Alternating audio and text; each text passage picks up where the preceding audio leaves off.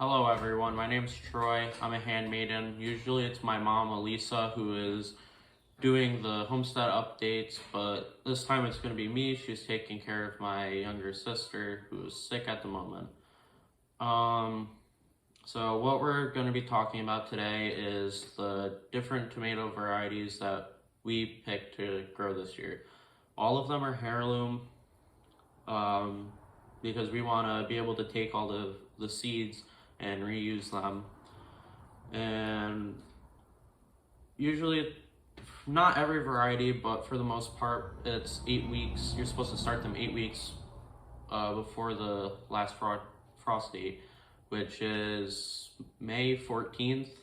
And we started 9 weeks before, just so that we could get this video out on time, so that everybody who's gonna start tomatoes can know all the information that we have here. So what we have up first is the Kellogg's breakfast tomatoes. Okay, so what I'm gonna do now is I'm gonna give you the information on the back of the packet. And what it says is it's an indeterminate, which means that it's not determined on how tall it's gonna grow or how much fruit it's gonna produce. It's kind of just gonna continue to grow, and you're gonna wanna stake that down and kind of try to contain it as much as you want to. It's an orange beefsteak tomato that produces heavy yields, 1 to 2 pounds of tomatoes. They have a firm, meaty flesh with thin skins and excellent for slicing. The flavor has a tangy sweetness balanced with just enough acid. And yeah, there seems like a pretty decent sized tomato, and it seems like it produces quite a bit of them. And what we have up next is the Jubilee. I don't know how to properly pronounce that, but it's a Jubilee, and it is a heirloom variety as well. Well, all of them are actually.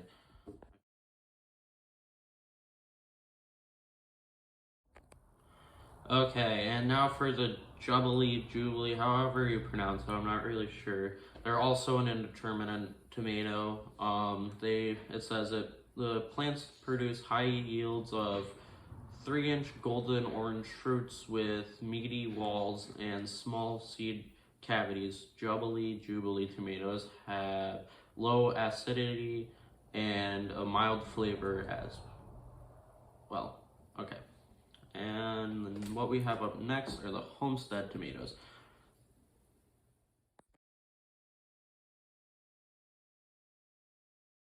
Now, the Homestead Tomatoes, they are a semi-determinate, meaning that it's pretty much just a taller determinant, which the determinants are, it's determined on what it's going to be, like how tall it's going to be, how much fruit it's going to yield, and yeah, so it's what it says about these is that a semi-determinate variety that is very heat tolerant and reliably sets fruit in high temperatures. Mid-size 8 to 10 ounce red tomatoes have a great flavor and are ideal for sandwiches, salads, and preserving. Okay, and up next we have the beefsteak tomato.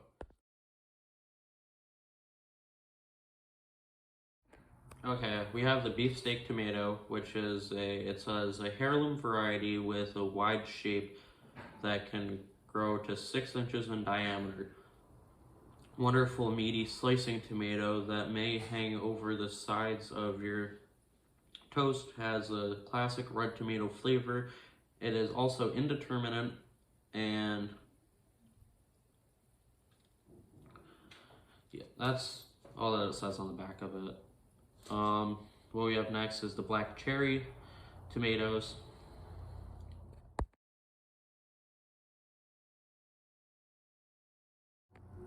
Okay, and the black cherry tomatoes are also, I believe, indeterminate. The majority of these tomatoes are indeterminate besides 2 of them and the one that is a semi-determinate.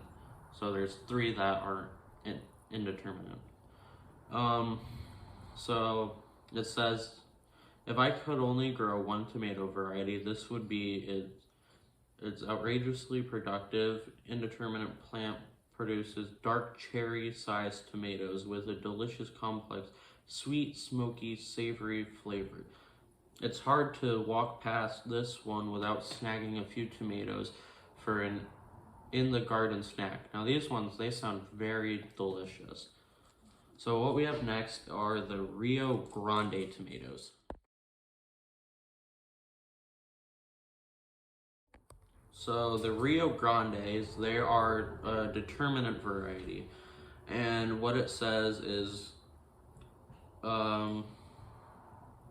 these are red plum-shaped tomatoes that are excellent for producing or processing or to just pop in your mouth. A sweet flavor and above average yields make this a great choice for your home gardens.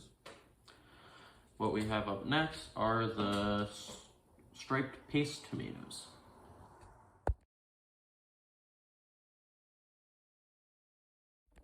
So the striped paste tomatoes are an indeterminate tomato, and what it says is a Roman-style plum tomato.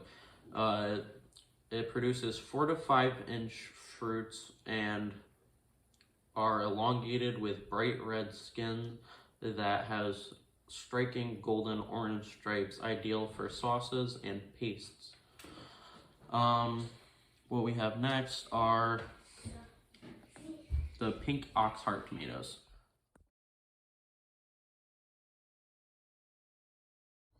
And I forgot with the striped paste tomatoes that they are very good for colder climates because their maturity is 50 days.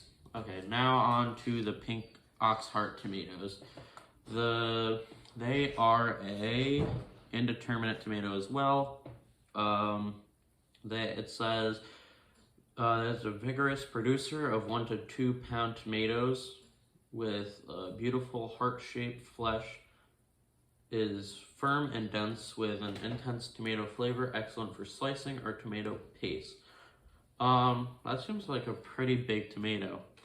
Okay, now the next tomato that we have are the Roma tomatoes.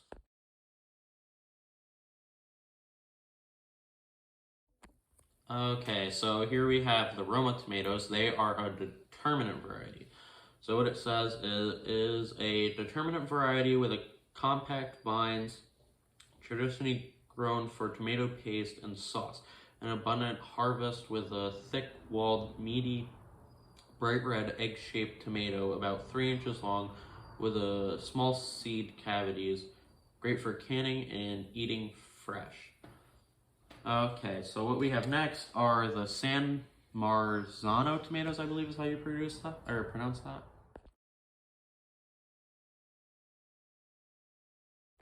Okay, the San Marzano is a indeterminate tomato. It says the San Marzano is a famous sauce tomato, long cultivated in Italy. Small seed cavities with thick, dense, meaty flesh helps this tomato cook quickly into rich tomato paste. Large plants are disease resistant and produce an abundance of 5 to 6 ounce fruits. Okay, now my mother actually, she was the one that purchased these. We weren't quite sure exactly what type of tomato we wanted, but we knew that we wanted to grow. Well, we did this with peppers as well, and I believe that's it. But so we just got a variety pack, and off of Amazon actually. It's the Right Seed company, and it's listed on Amazon for $15.99, I believe. Thank you for watching this video. I hope that you enjoyed it. If you did, please subscribe and hit the like button, and to help us out, could you please share the video? Thank you. Have a good day.